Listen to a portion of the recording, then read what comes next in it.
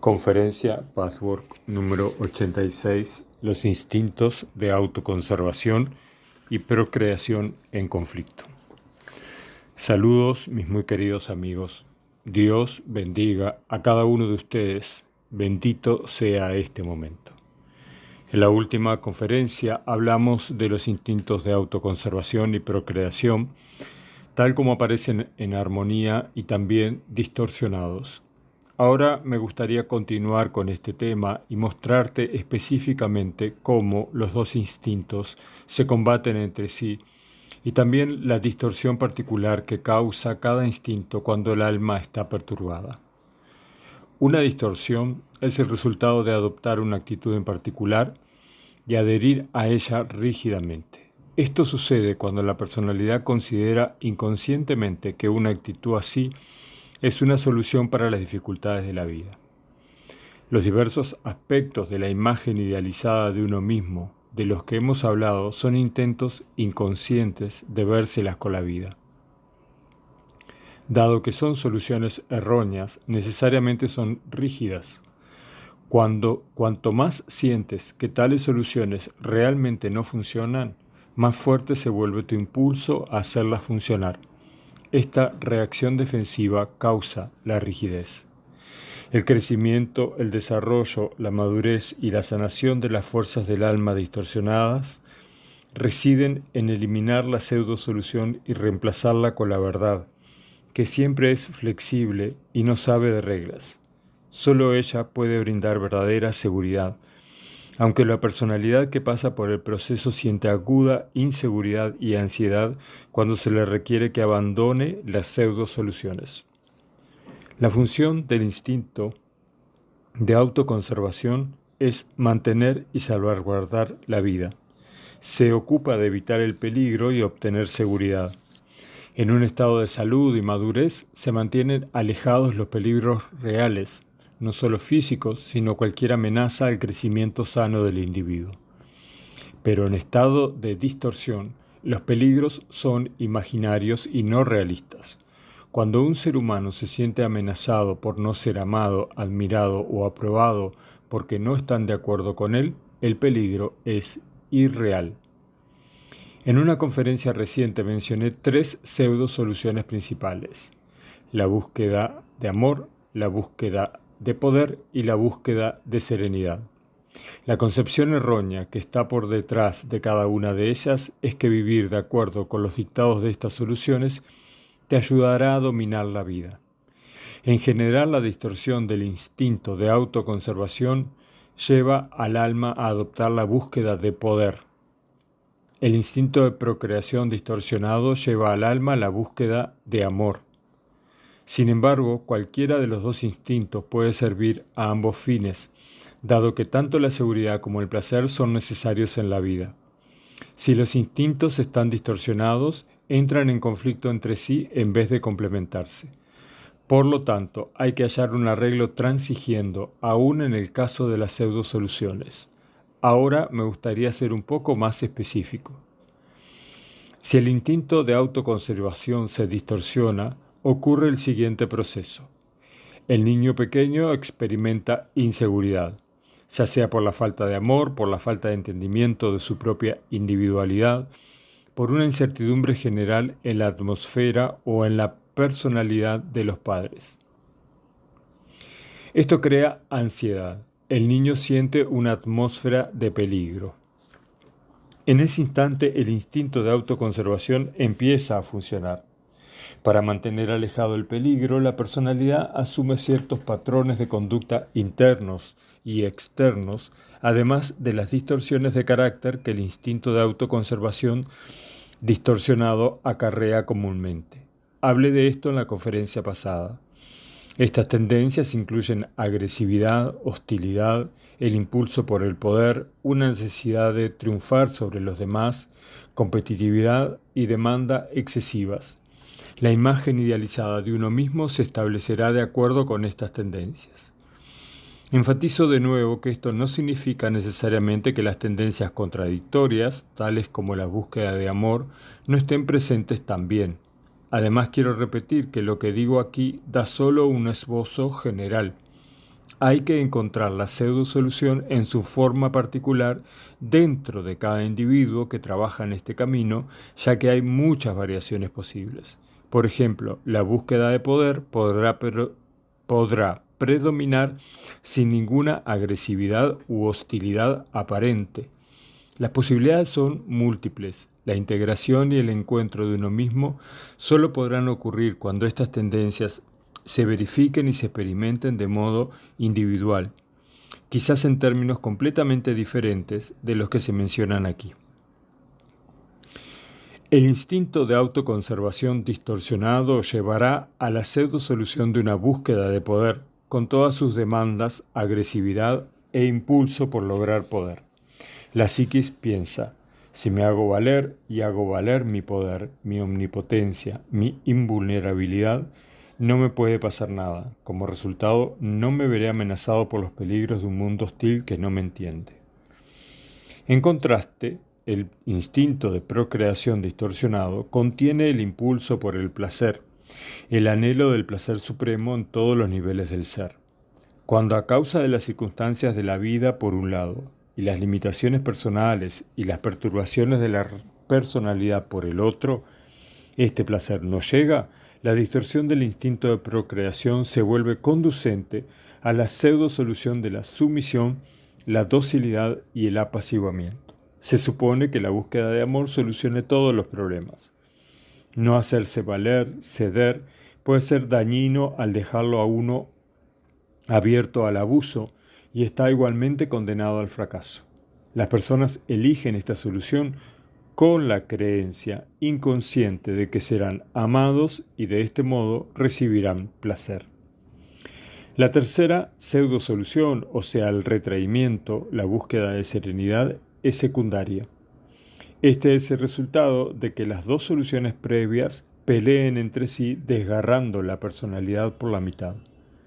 Cuando la presión del conflicto interior se vuelve demasiado grande como para poder soportarla, se adopta esta solución secundaria superpuesta.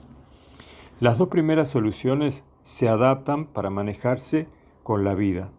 La última se adopta para manejarse con el conflicto resultante de las otras dos soluciones falsas.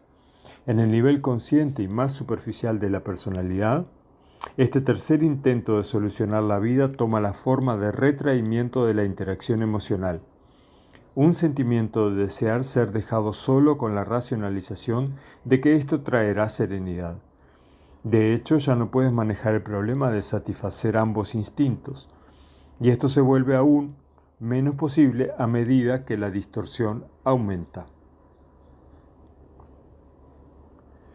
Las dos pseudo-soluciones primarias presentes en cierta medida en todos los individuos deben ser sentidas y experimentadas agudamente por cada uno de ustedes a medida que prosiguen en este trabajo, mis amigos.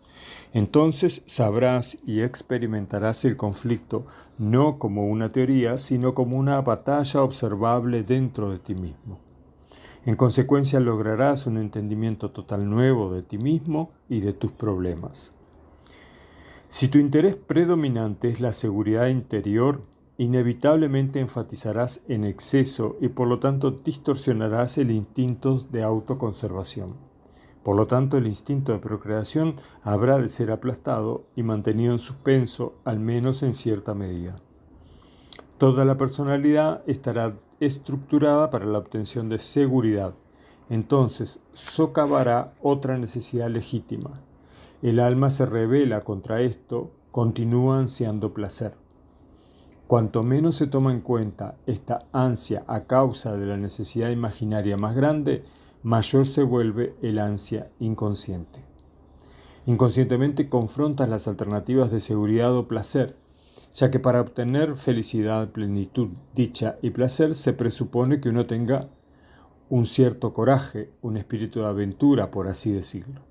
El placer presupone la disposición a arriesgarse, pero ese riesgo es el peligro mismo que siente que debes evitar a toda costa.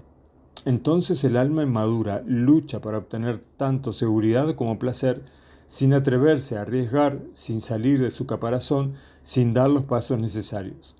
Cuando no se obtienen esas metas, se instalan la rebelión y la autocompasión, sin que uno se dé cuenta conscientemente de la causa. Todo ese proceso es inconsciente del principio al fin. No hay conciencia de estas dos necesidades básicas. No se entiende que estas necesidades no están satisfechas y por qué no lo están. Todo esto debe volverse consciente en este trabajo. Toda vez que se hace un intento tibio y no exitoso de obtener plenitud, las almas temerosas considerarán cualquier rechazo, crítica o desaprobación menor como un peligro tan drástico que nuevamente se retraerán con rapidez, ya sea a la falsa serenidad o a una actitud dominante, agresiva y prohibitiva. Esto hace imposible alcanzar el amor. La empresa no parece valer la pena. Entonces el anhelo de plenitud placentera es aplastado y una parte esencial del alma permanece sedienta y yerma. Le falta no solo la felicidad y la belleza, sino también una parte integral de la experiencia de vida. No es necesario decir que un alma así sufre un daño contra el que el yo real se rebelará. Esta rebelión, cuando alcance los niveles externos del ser, podrá tomar varias formas. Si predomina el principio de placer supremo, la personalidad correrá un riesgo, pero a un precio tal que inevitablemente se establecerán perturbaciones adicionales. El instinto de autoconservación, al ser contrariado, trata de transigir. Te arriesgarás sometiéndote.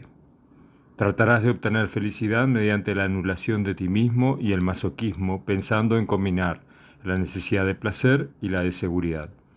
Al ceder, crees que recibirás aquello que ansías, mientras que te proteges actuando como si fueses impotente. Si predomina el instinto de autoconservación distorsionado y su pseudo-solución, la búsqueda de poder, una parte vital del alma padecerá hambre y se estancará.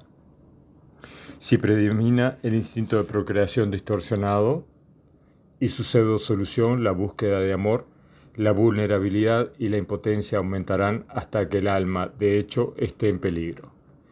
El peligro no viene en el sentido que la psiquis cree, sino en un sentido muy diferente. Viene de la continua negación de sí mismo y desconexión del yo real. Esto trae inhibición y restringe el desarrollo de las fuerzas creativas, lo que a su vez causa ansiedad y frustración, entre otros sentimientos. Dado que ambos instintos existen con igual fuerza en el alma humana, y dado que la distorsión de uno causa invariablemente la distorsión del otro, ambas pseudo-soluciones se encontrarán en todos los individuos. En algunos predomina uno, y el otro solo será hallado después de más búsqueda. Se lo descubrirá como el núcleo subyacente de la tendencia predominante. En otros, ambas tendencias existen una al lado de la otra, desgarrando a la persona en un conflicto constante. Pero aun si una tendencia predomina mucho más, esto no significa que el conflicto esté ausente. Que algo no esté en la superficie no significa que no sean posibles efectos severos. A menudo son más severos porque cuando una tendencia está oculta es más difícil determinar la causa. A causa de esta incontenible batalla interior entre metas y soluciones tan excluyentes entre sí, la psiquis busca soluciones transigiendo. Tales arreglos podrán asumir diversas formas. Por ejemplo, el impulso de placer será liberado solo en ciertos niveles del ser. Podrás sentir que el placer espiritual, intelectual o mental no es una actividad peligrosa. No te involucra emocionalmente y no te expone a los riesgos del rechazo y el dolor. El placer emocional o sensual, por el otro lado, parece extremadamente peligroso y por lo tanto es más o menos eliminado. No es necesario decir que siempre se encuentran explicaciones aparentemente válidas. Puede ser que este proceso no siempre sea tan burdo como para que una persona se retraiga activamente. Podrá ser más sutil, podrás sabotearte inconscientemente y luego proyectar en otros tu fracaso. Tal fracaso es en realidad el resultado de retener las fuerzas expansivas y no estar dispuesto a arriesgarte a dar de ti mismo. Tal actitud despoja al organismo interno de una parte vital. Esto daña la psiquis y toda la estructura del individuo. Una solución adicional muy común mediante concesiones es tratar de hacer que la autoconservación o la procreación sirvan para los dos fines. Esto por supuesto no puede funcionar. Por ejemplo, la búsqueda de poder apunta al amor y al placer con la creencia inconsciente de que ser omnipotente, fuerte e invulnerable traerá amor y devoción. Esta actitud implica que no solo te garantizarás tu seguridad e invulnerabilidad, sino que esta fachada misma te traerá simultáneamente tanta admiración que tu búsqueda de amor estará satisfecha. Nunca ves que la invulnerabilidad hace imposible el amor. Cuanto más trates de convencer a otros de tu fortaleza invulnerable, más miedo tendrán de ti, y el miedo jamás ha inducido al amor. Tampoco la superioridad sobre otros induce al amor, ya que los demás se resienten cuando los hacen sentir inferiores, y ciertamente no responderán amando a aquellos que los han menospreciado, por más sutilmente que se haga el menosprecio. Aquellos cuya pseudo solución predominante sea la búsqueda de amor para obtener placer, transigirán tratando de combinar este impulso de placer con la necesidad de seguridad. A menudo hasta están convencidos conscientemente de que no hay conflicto. Si obedecen y hacen todo lo que se espera de ellos, recibirán no solo amor y placer, sino también protección del peligro. No reconocen que tales tácticas generan reacciones internas que inevitablemente destruirán su meta misma. Cuanto más se sometan, más se aprovechará de ellos el impulso de poder existente en los demás. Cuanto más se aprovechen de ellos, más habrán de rebelarse y resentirse. Puede ser que tales resentimientos no salgan a la conciencia de superficie, pero su fuerza que socava inevitablemente rechazará a otros, los cuales responderán a su vez con resentimiento. Estos son solo unos pocos ejemplos generales de los arreglos mediante concesiones que buscan combinar las pseudo-soluciones mutuamente excluyentes. Muchas más variaciones son posibles y el individuo tiene que ponerlas al descubierto. Ten cuidado con la evaluación rígida de que cada pseudo-solución contiene un solo instinto distorsionado. No es así de simple. Encuentra de qué modo tú también estás tratando de servir a ambas necesidades con intentos que ni siquiera funcionan para una de las necesidades básicas. Todo esto es muy general, mis amigos, pero pueden obtener un vislumbre de las muchas posibilidades que hay en los esfuerzos inconscientes y a menudo no exitosos del alma por lograr soluciones. En este trabajo tienes que poner al descubierto capa tras capa cómo es completamente imposible que estas pseudo soluciones traigan los resultados deseados, porque no pueden hacerlo, cómo afectan al yo y a los demás y cuál era su propósito original. Para determinar esto, las emociones que una vez sentiste como niño y que todavía sientes de un modo diferente, tienen que volverse conscientes.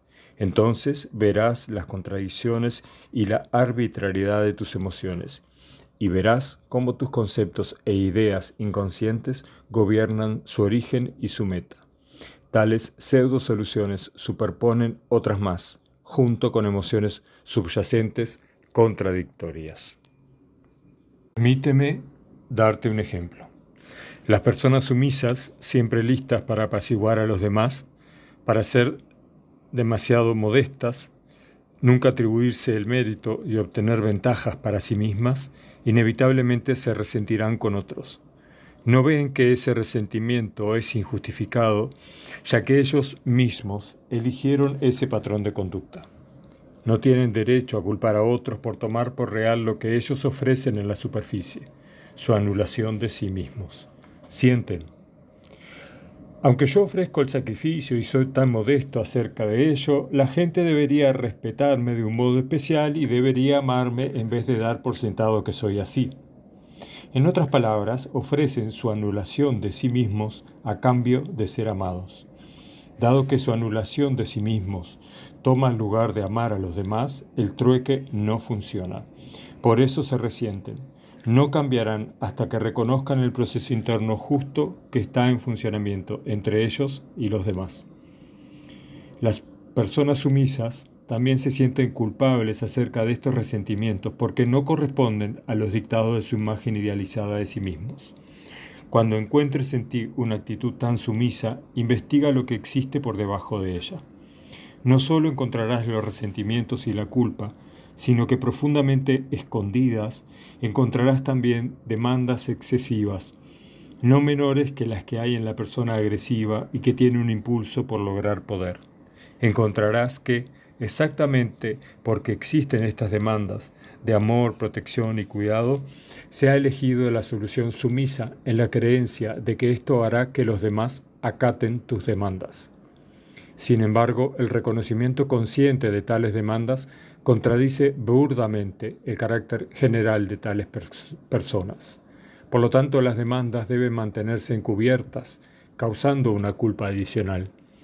Cuanto más grandes sean las demandas, más sentirás que tienes que esconderlas porque serías criticado y por lo tanto no serías amado. Entonces desarrollas una culpa doble, una por la existencia de tus demandas, la otra por la falta de sinceridad de tu modestia y de tu actitud no demandante. Muy a menudo la tendencia predominante oculta por debajo a su opuesto. Si la tendencia predominante es la búsqueda de poder para tener seguridad, con toda la hostilidad, la actitud despiadada, el orgullo, la superioridad y la simulación de invulnerabilidad que la acompañan, el núcleo subyacente podrá ser el niño impotente que busca amor y protección, que ansía placer y felicidad, que se siente vulnerable, sumiso, inseguro y dependiente. Si la tendencia predominante es una búsqueda de amor para recibir placer con toda la anulación de sí mismo, el apaciguamiento de los demás, la privación a sí mismo y el sacrificio masoquista que la acompañan, el núcleo subyacente podrá ser un egoísmo despiadado, un orgullo y una superioridad egocéntricos, demandas excesivas y a menudo hasta impulsos crueles hacia los demás. El núcleo subyacente siempre produce vergüenza que tiene que ser escondida y entonces es cubierto con su opuesto. Estas dos tendencias son mutuamente excluyentes y por tanto crean conflicto, y de la vergüenza misma por la tendencia subyacente que hay que encubrir surge un conflicto adicional. Aun si tienes vergüenza de algo positivo o constructivo, el hecho mismo de que tengas vergüenza y por lo tanto lo ocultes produce tensión, ansiedad, simulación y miedo a exponerse. Lo que hace que este trabajo sea temporalmente tan doloroso es el poner al descubierto algo vergonzoso. Solo después de reunir el coraje de sacar a la luz tu vergüenza, se desvanecerá su carácter exagerado, y con ello ganarás una indescriptible sensación de liberación, de despojarte de una carga muy pesada. Nunca te habías dado cuenta completamente de su peso. Cuanto más progresas en este trabajo, más importante se vuelve para ti sentir y experimentar todas tus emociones, evaluar su importancia y traducirlas en significado. Sin esta actividad será imposible que te liberes de los conflictos y los problemas. Todo el peso debe cambiar de pensar, evaluar intelectualmente y deducir a sentir y experimentar todas tus emociones positivas y negativas. No puedo enfatizar esto lo suficiente. A medida que aprendas esto de modo gradual, disminuyendo tu resistencia mediante un aumento del entendimiento, desplegarás verdaderamente capa tras capa de estas pseudo soluciones con todas sus diversas reacciones emocionales. Desaprenderás la represión de los sentimientos prohibidos y los reconocerás sin censura. Solo entonces podrás entender su origen y significado.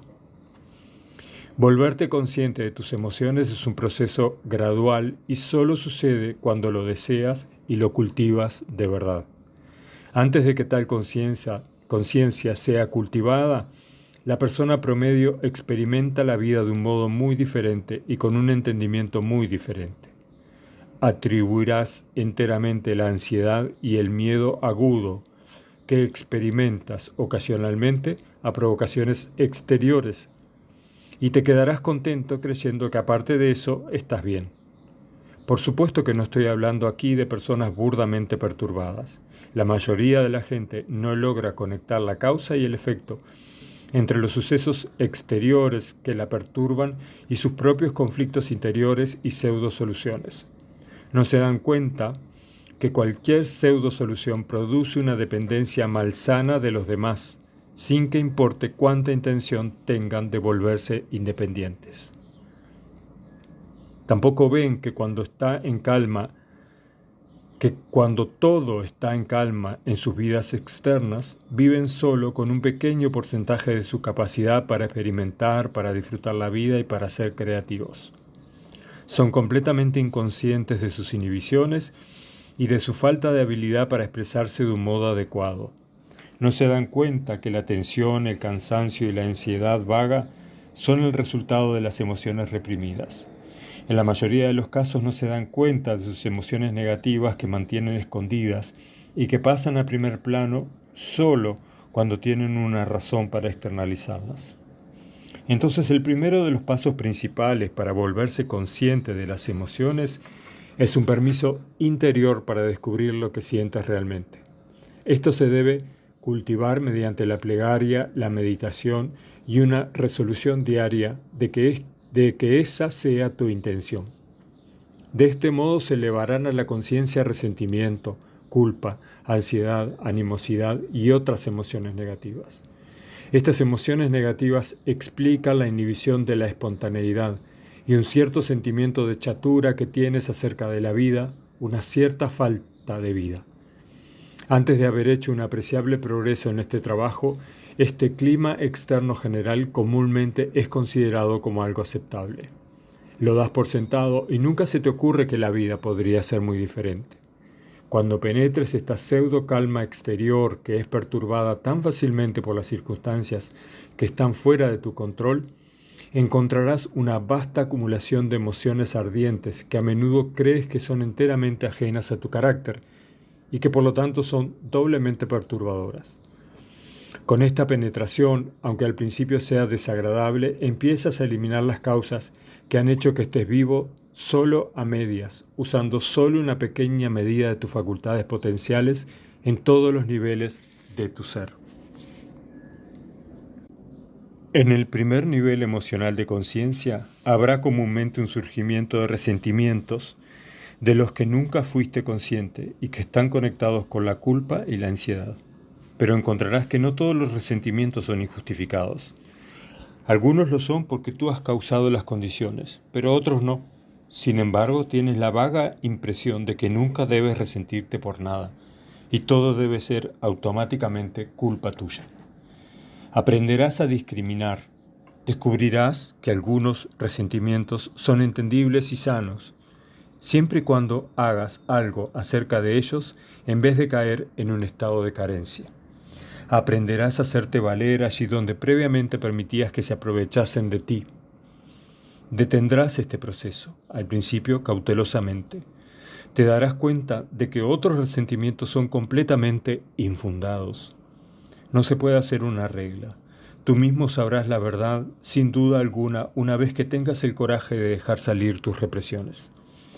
Esto te dará la habilidad de hacerte valer y, si fuese necesario, adoptar una agresividad sana que es absolutamente diferente de la distorsionada. De este modo, empezará a tener lugar un equilibrio interior correcto. Dejarás de ser agresivo interna y externamente allí donde es injustificado y serás agresivo allí donde es sano y constructivo. Un desequilibrio siempre causa otro.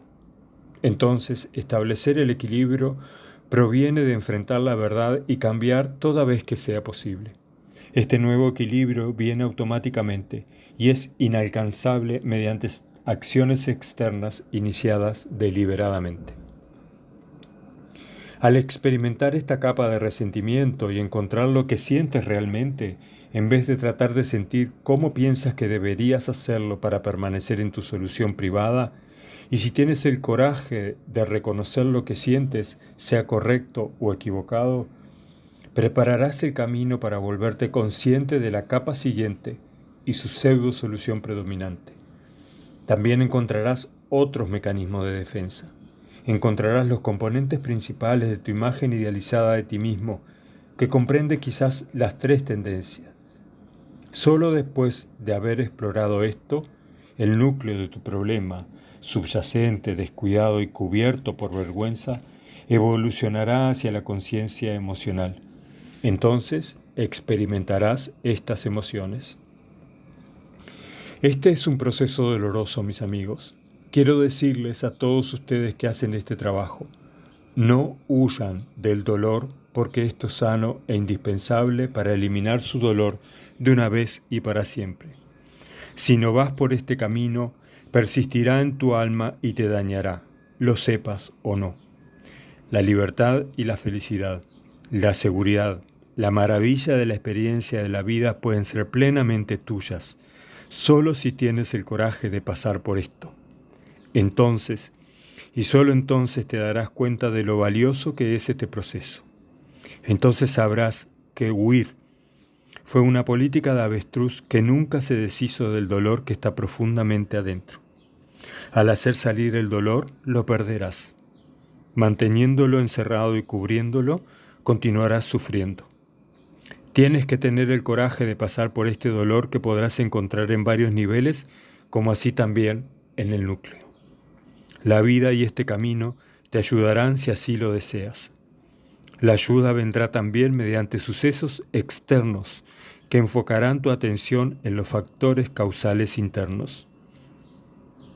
Tu voluntad interior de pasar por tu dolor siempre debe ser cultivada una y otra vez. Siempre debes resolver una y otra vez tener la voluntad interior de enfrentar la verdad en ti, sin que importe si es placentera o halagadora o no. Esto te dará la fortaleza para ser exitoso. Te ayudará a continuar en los pasos más cruciales, cuando la tentación de rendirse es siempre más fuerte. Sigue, persiste y persevera. Este es mi consejo, mis amigos. También te aconsejo que te preguntes cuál es tu actitud hacia este trabajo. Cuando llegas a ciertos puntos dolorosos, ¿cuáles son tus reacciones hacia el trabajo, hacia ti mismo, hacia la gente que te ayuda, a toda la idea como tal? Muchos modos de reaccionar son posibles. Ahora, mis amigos, ¿hay algunas preguntas?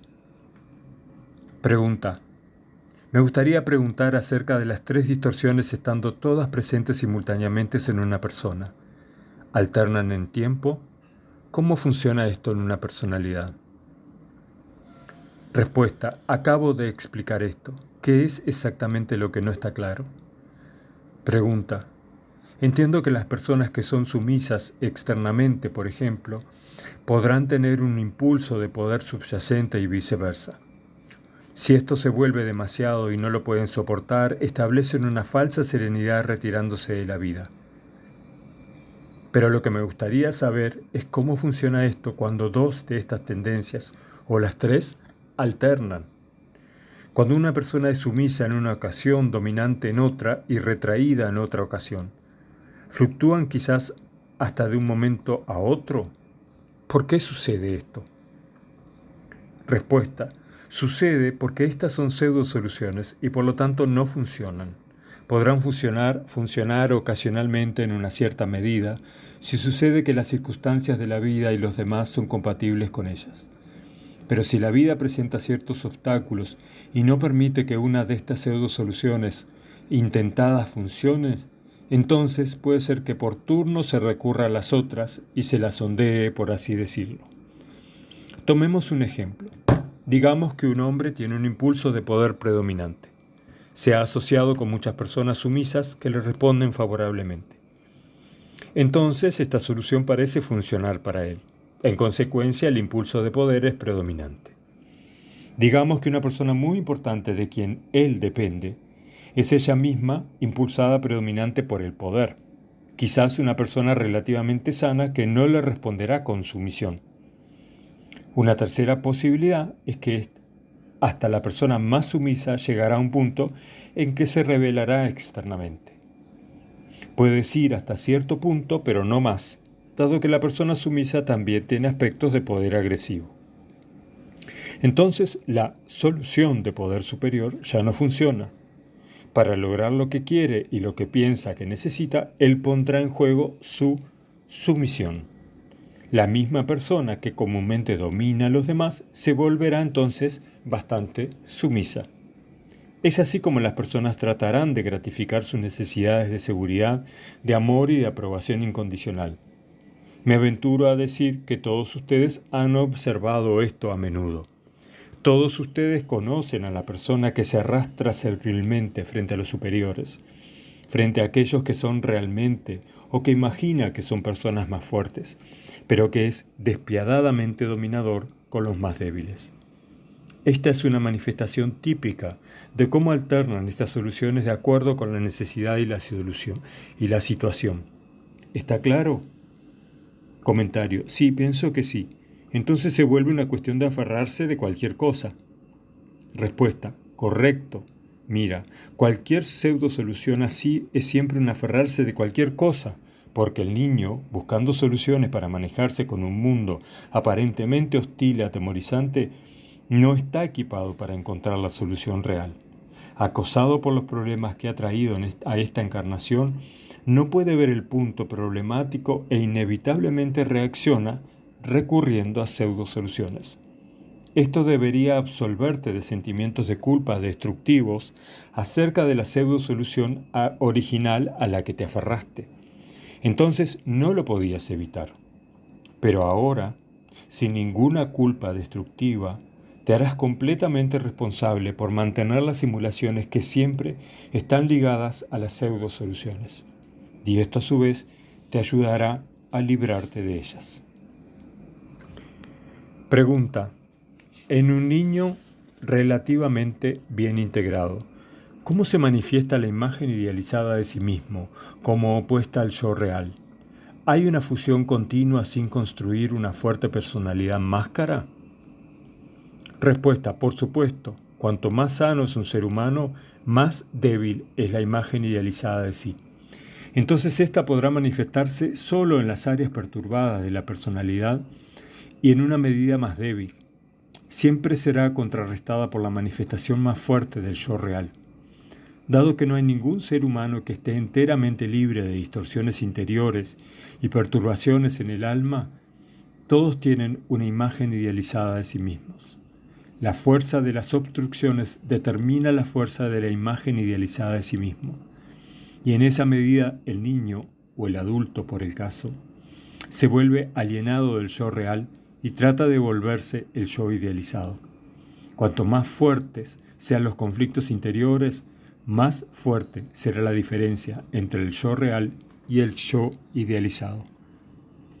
En la persona relativamente sana, la diferencia no será tan llamativa ni tan incongruente.